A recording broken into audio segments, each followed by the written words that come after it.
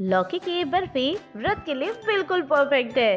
देखने में जितनी सुंदर, बनाने में इससे भी ज्यादा आसान। तो आइए जल्दी से इसकी रेसिपी चेक करते हैं। तो यहाँ पर मैंने करीब 1 किलो जितनी लौकी ले ली थी, जिसके आगे पीछे का हिस्सा काट लिया और इसके सबसे पहले मैंने छिलके निकाल लिए थे। और हाँ, जब भी आप बर्फी बनाने के लिए लौकी लेकर आए ना, तो ध्यान रखिएगा लौकी हमेशा पतली लीजिएगा।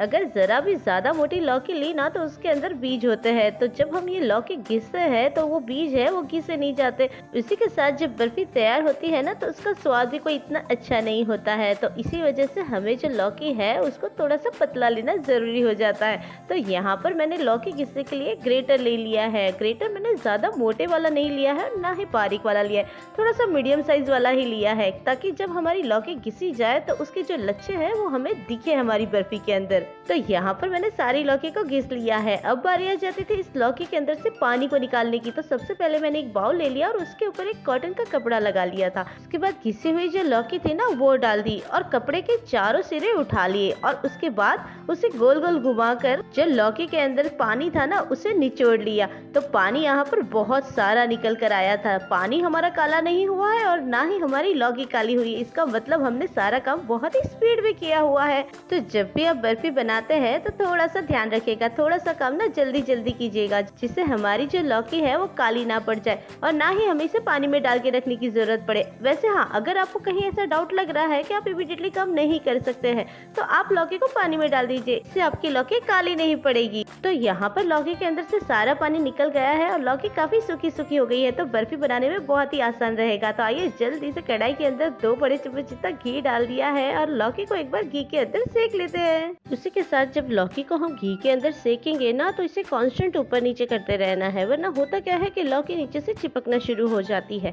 यहाँ तक कि अगर हम इसे मिक्स ना करें ना, तो इसके नीचे एक ब्राउन से लेयर तक बन जाती है। तो लौकी को कांस्टेंट मिक्स करते रहना बहुत ही ज्यादा जरूरी है। तो यहाँ पर हमारी लौकी अच्छे से सीख गई है और उसके अंदर का पानी भी उड़ गया था। तो उसी टाइम पर मैंने इसके अंदर आधा कप जितना दूध डाल दिया।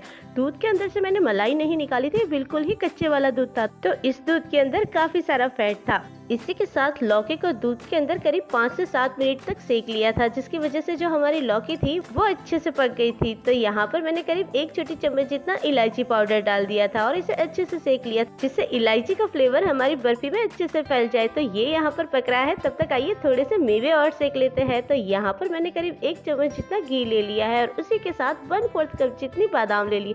बादाम को हल्का हल्का सा कट कर लिया था।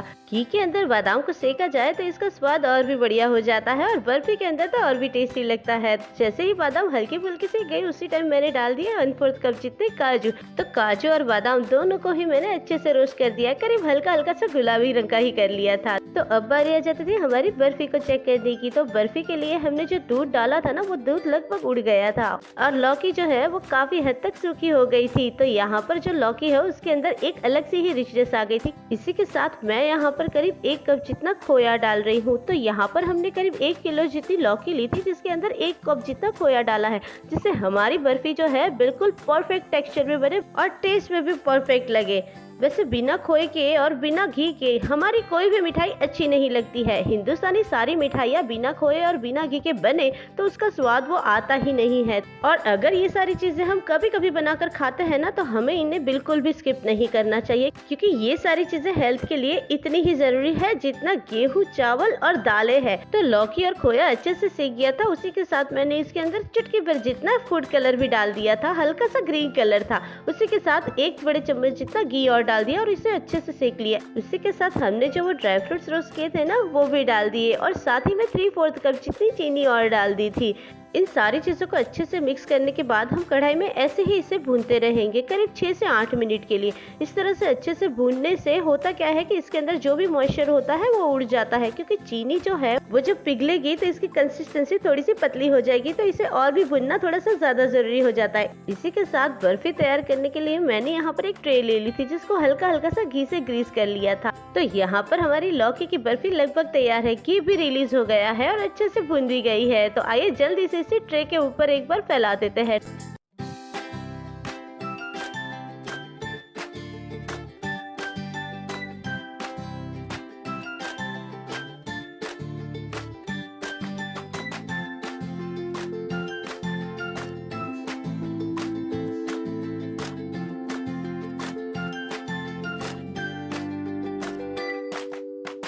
ट्रे के ऊपर फैलाने के बाद इसे करीब 1-1.5 घंटे के लिए मैंने फ्रिज में लगा दिया था। उसके बाद जब हम इसे कट करेंगे तो इसके परफेक्ट पीसेस निकल कर बाहर आ जाएंगे। तो यहाँ पर मेरी बर्फी फ्रिज से मैंने बाहर निकाल ली है। इसी के साथ इसके ऊपर ये सिल्वर फॉइल जो मेरे पास है वो और लगा दिया है, जिससे हमारी बर्फी को बाहर वाला लुक परफेक्ट सा मिल जाए। और लास्ट में ऊपर थोड़े से पिस्ताचिए और छिड़क दिए थे, तो देखने में हमारी बर्फी और भी ज्यादा अच्छी लग रही थी।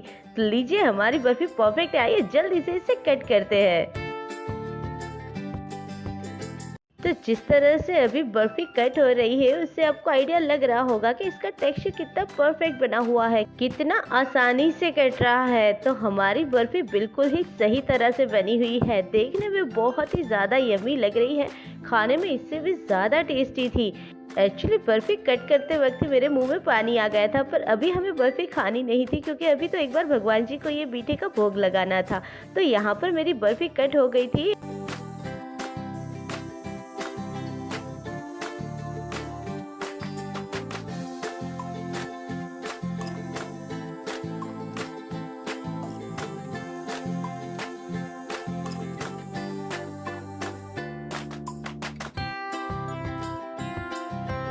तो लीजिए, बनाइए इस व्रत में ये वाली बर्फी को, व्रत भी कीजिए और मजे भी कीजिए।